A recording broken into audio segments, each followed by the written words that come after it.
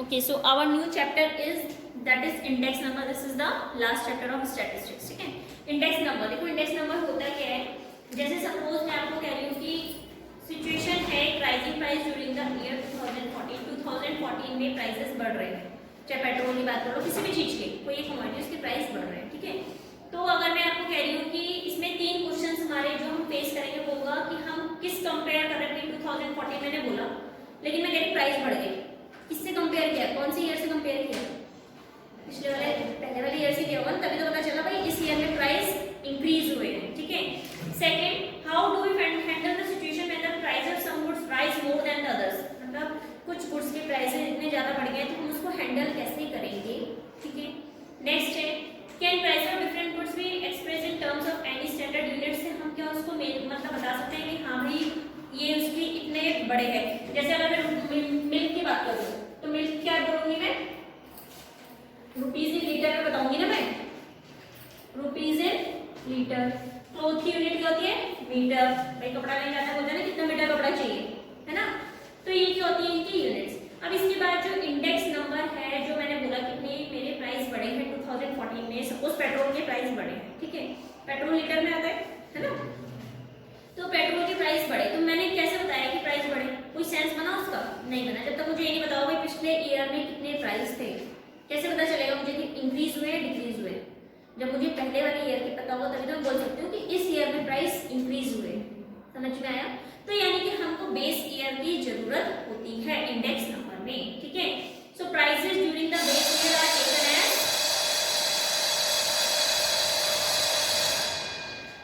तो जो level of price होता है ना उसी को क्या बोलते हैं हम लोग, इंडेक्स नंबर. ठीक है. जैसे सपोज मैंने आपको बोला ये ईयर है 2004 और अब बात करूँ मैं 2014. 2004 में मैंने बोला पेट्रोल के रेट 50 थे और 2014 में रेट हो गए 85. तो मैंने किससे कंपेयर किया, बेस ईयर से. बेस ईयर कौन सा है इसमें, this is my base year and this is my current year, sorry current year CY. देखो क्वेश्चन में आपको ये गिवन रहेगा कि अज्यूम 2004 या कोई भी ईयर दिया रहेगा और बोला रहेगा कि आपने इस ईयर को बेस ईयर लेके चलना है. ठीक है, तो आपको वो ईयर बेस ईयर लेना है. अगर क्वेश्चन में गिवन नहीं है और आपको बोला कि आपने इंडेक्स नंबर फाइंड करना है, तो आपको याद रखना है इंडेक्स नंबर के लिए हमें बेस ईयर भी चाहिए, करंट ईयर भी चाहिए. हम कंपेयर किससे करेंगे, बेस से करेंगे ना. तो सिंपल सा, जो पहले वाला ईयर होगा दैट इज बेस ईयर, जो बाद वाला होगा वो करंट ईयर. अब ऐसा ना हो कि यहाँ पे तो लिखा है 2019 और यहाँ लिखा है 2018, लेकिन मैम ने तो बोला था ये जो पहले दिया रहेगा वो बेस ईयर होगा, ये बेस ईयर हो गया और ये करंट ईयर हो गया. तो ये सही होगा नहीं. पहले का मतलब जो ईयर पहले निकल चुका है, भाई ये तो अभी आ रहा होगा, बेस तो ये रहा होगा ना पिछला पहले. ये मत सोचना कि जो पहले यहाँ पे दिया होगा वही बेस ईयर होगा, इसको ध्यान रखना. ठीक है. तो बेस ईयर और करंट ईयर को दिया रहता है, तो जो इसका लेवल होता है ना इसी को हम क्या बोलते हैं, index number. Price of index इसको बोलते हैं. ठीक है, इंडेक्स नंबर. सो जो हमारा नेक्स्ट आता है इसमें दैट इज जो इंडेक्स नंबर है. इंडेक्स नंबर क्या करते हैं, ये हमें हेल्प करते हैं परसेंटेज चेंज कितना हो रहा है वेरिएबल्स में. भाई इसमें इतना चेंज हुआ तो कितना परसेंटेज चेंज हुआ, इसको निकालने में क्या करता है, ये हेल्प करता है. कौन, इंडेक्स नंबर. ठीक है, समझ में आया. नेक्स्ट आता है,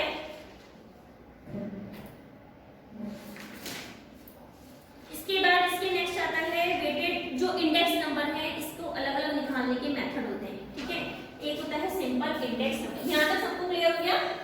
नेक्स्ट आता है that is simple index number. Okay, first है सिंपल इंडेक्स नंबर. ओके, तो सिंपल इंडेक्स नंबर है. तो सिंपल इंडेक्स नंबर में क्या होता है, मतलब सबसे पहले इसके ऐसे याद रखो कि इसको दो मेथड होते हैं, एक सिंपल होता है और दूसरा होता है वेटेड. सेकंड कौन सा होता है, वेटेड. यानी कि इसमें वेट के अकॉर्डिंग होता है, ये सिंपल होता है. ठीक है, weighted index number. Okay, simple index number के दो मेथड होते हैं. एक होता है simple aggregate method simple aggregate method, और दूसरा होता है सिंपल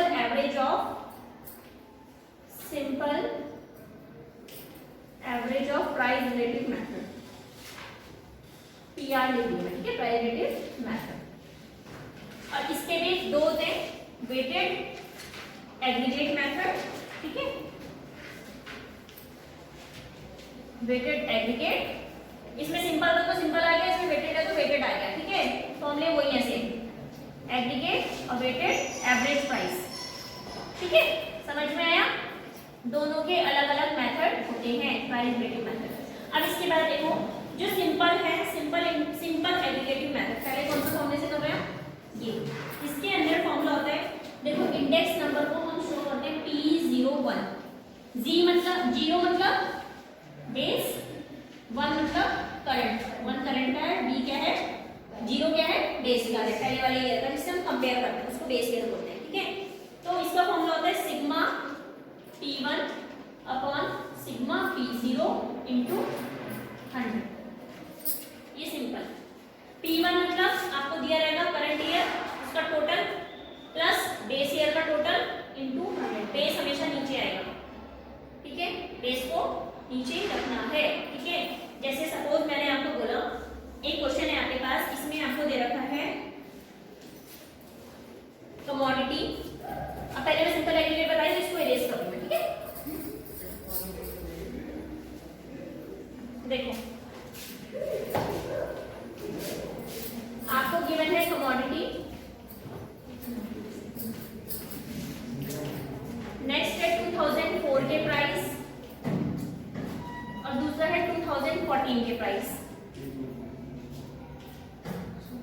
देखो बेस कौन सा होगा इसमें, तो इसको क्या लिखेंगे P0, जो बेस का होता है P0, जो करंट का होगा P1। कमोडिटी देखिए आपको A B C D E, P0 given है 50 40 10 5 2, और P1 आपको गिवन है 80 60 20 10 और 6।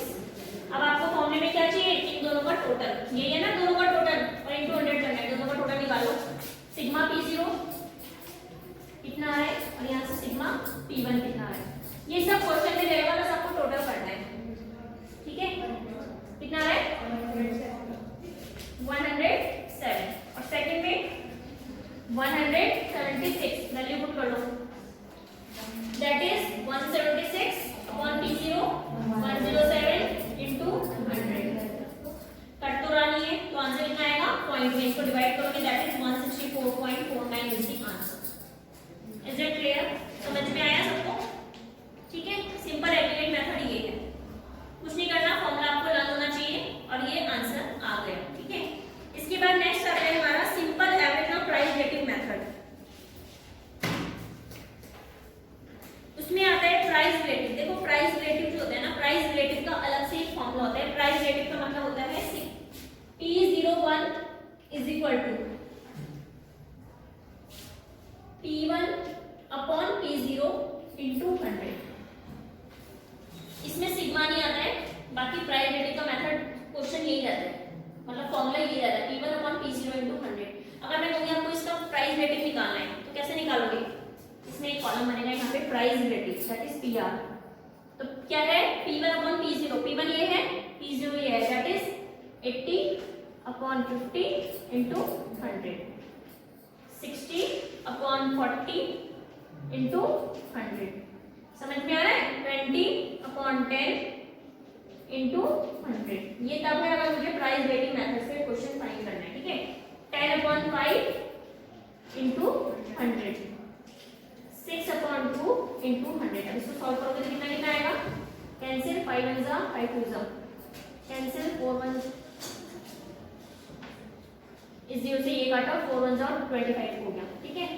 ये कैंसिल हुआ तो कितना आया 200, इसका कितना आया 6 5 जा 30 6 12 13 14 15, ये कितना हुआ 160, ये कैंसिल हुआ, 5 1 जा 5 2 जा 200, 2 1 जा 250 जा 300, समझ में आया, ये हो गया मेरा PR, ठीक है। तो ये जो प्राइस रिलेटिव मेथड है इसको हम लोग बाद में आपको क्या करना है, सिंपल एग्रीगेटिव मेथड। ये बहुत इजी क्वेश्चंस होते हैं, बस आपको इसमें ये याद रखना है कि बेस नीचे आता है, करंट का ऊपर आता है, ठीक है। जो कंपेयर कर होते हैं वो नीचे आते हैं, ठीक है। तो नेक्स्ट हमने क्या करना है अब, इंडेक्स वाला, ठीक है। Simple average of price rating method के अकॉर्डिंग फॉर्मूला होता है sigma P1 upon P0 into 100 upon n। ये फॉर्मूला होता है simple average of price rating method, ठीक है। तो हमें देखो P1 अपॉन P0 इनटू 100 का सिग्मा चाहिए, यानी कि सम चाहिए। तो पहले हमें ये कॉलम फाइंड करना पड़ेगा, ठीक है। तो हमें यहाँ पे एक कॉलम ऐड करना पड़ेगा, that is P1 upon P0 into 100। अब आपके पास P1 भी पता है, P0 भी पता है। P1 कितना है 80 अपॉन P0 कितना है 50 into 100, 60 upon 40 into 100, 20 upon 10 into 100। P1 कितना है 10 upon 5 into 100, 6 upon 2 into 100। Easily find कर सकते हो। और इसके बाद जो वैल्यू आएगी आपने उसका सम अप करना है, that is sigma you have to find, okay. कितना आएगा ये, कट हो गया, 5 1 जा 5 2 जा, दैट इज 160, 0 से 0 कैंसिल, 4 1 जा 4 15 जा, दैट इज 150, है ना। 0 से 0 कैंसिल, दैट इज 200, 5 1 जा 5 2 जा, अगेन 200, 2 1 जा 2 3 जा 300। तो ये कितना आया टोटल इसका, 0 5 और 6 11, 1 2 3 4 5 6 7 8 9 10। कितना आया 1010। Now put in the formula, that is 1010 upon 10 कितना है, कितने टर्म्स है 1 2 3 4 5। क्या आएगा आंसर, 5 2 जा 10, 0 नहीं, 0 लगाने की जरूरत ही नहीं है, 5 2 जा 10, 0 ही आएगा, दो नंबर एक साथ लेते हैं 0। तो दैट इज आंसर कितना आ गया, 202 इज द आंसर, T01, ठीक है। तो आंसर कितना हो गया 202। समझ में आया, ये था हमारा प्राइस रिलेटिव वाला मेथड। अब इसके बाद नेक्स्ट कौन सा है,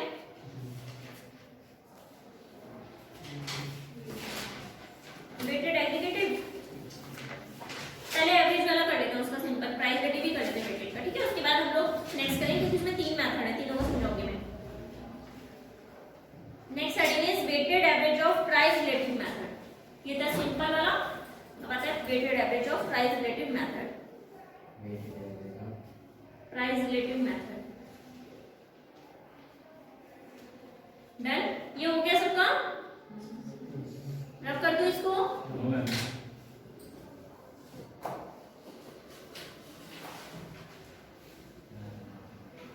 weighted average of price relative method, write down question.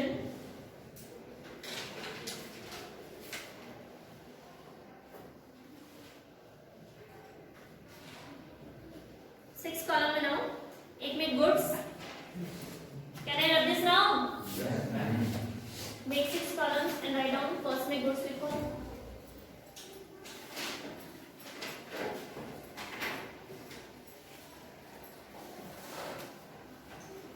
in second column write down weight, weight मतलब W आपको given है weight।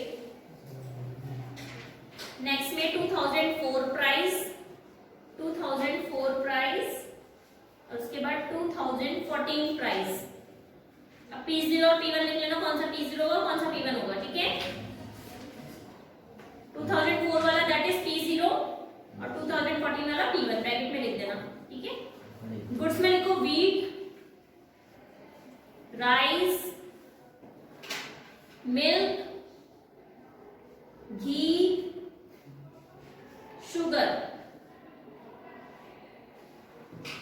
वेट लिखो 40, 40 40, 30 30 30, 15 10 और 5। ओके, 2004 के प्राइस देखो 100 पर कुंटल है ये, हाँ 100 पर कुंटल। 2004 में लिखो 200, मिल्क में लिखो 2 पर litre,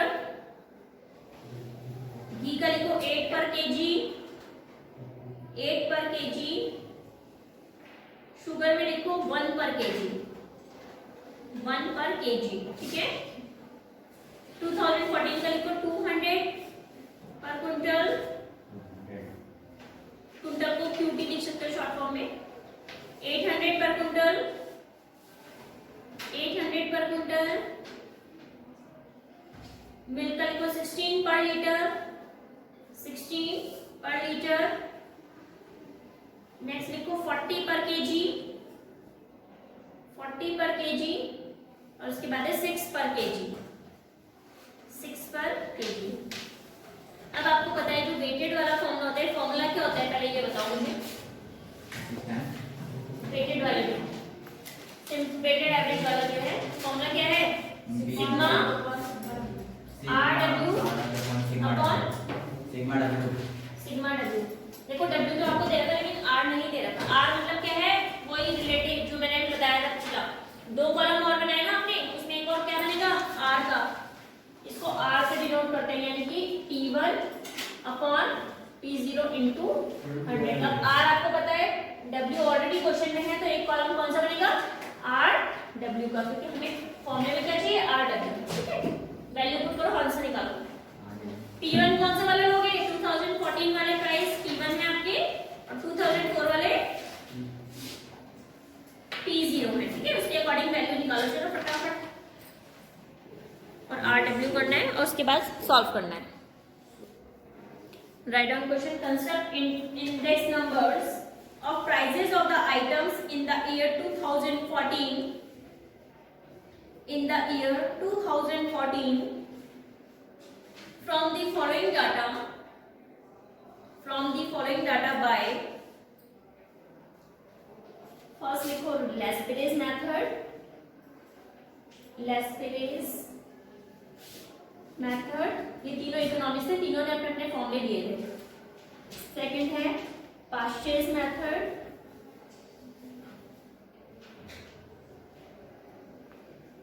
and third one is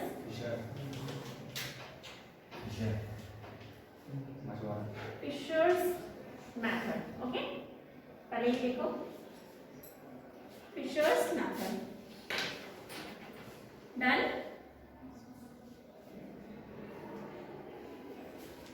ये लिख लिया Lespel's, Pasteur's and Fisher's, done. अब इसके बाद देखो आपने कॉलम बनाने हैं, किस तरीके से बनाने हैं।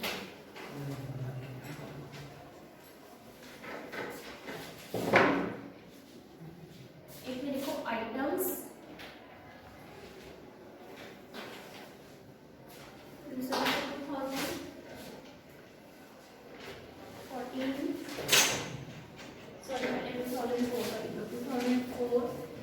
बेस ईयर हो गया, इसकी प्राइस और क्वांटिटी।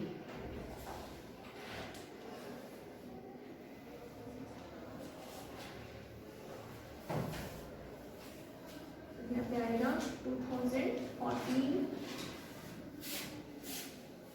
Current year.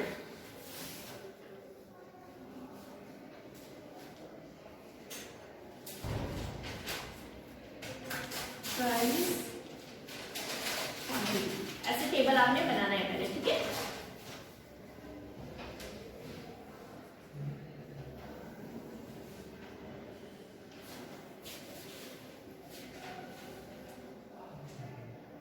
अब पहले देखो बेस ईयर का जो प्राइस है क्वांटिटी है, दैट इज 00 P0 Q0। ये क्वेश्चन में नहीं लिखा है, आपको खुद मेंशन करना है कि P0 हो गया या Q0 हो गया। जो करंट का होगा दैट इज P1 और क्वांटिटी Q1, ठीक है। आइटम्स में लिखो A B C D E, A B C D E। Price में लिखो 10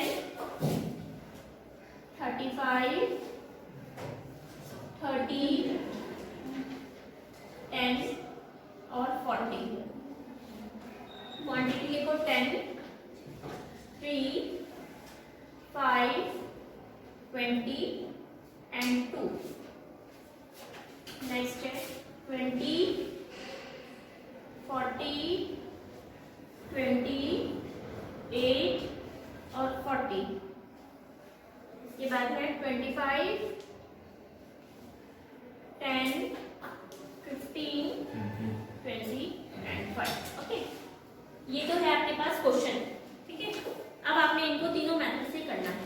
अब देखो हम कैसे निकालेंगे. उसमें तो हमें P1 Q0 ये चाहिए ना, तो हम क्या करेंगे, इसमें 4 कॉलम्स और बनाएंगे क्योंकि हमें पता है कि कितने डिजिट और 10, 11, 0, 1 के अकॉर्डिंग 1, 2, 3, 4. तो 4 कॉलम और बनाओ.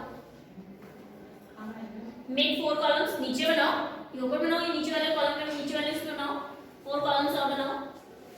ठीक है, एक कॉलम किसका बनेगा, ये P हो गया, ये Q, यानी कि P1 Q0. एक कॉलम किसका बनेगा, P1 Q0. 10. उसके बाद क्या बताया था, 11, यानी कि P1 Q1. 11 हो गया. उसके बाद क्या बताया था, 0 यानी कि दोनों में 0 और नेक्स्ट वाले में भी 0 और फिर Q1. समझ में आया कॉलम कैसे बनते हैं.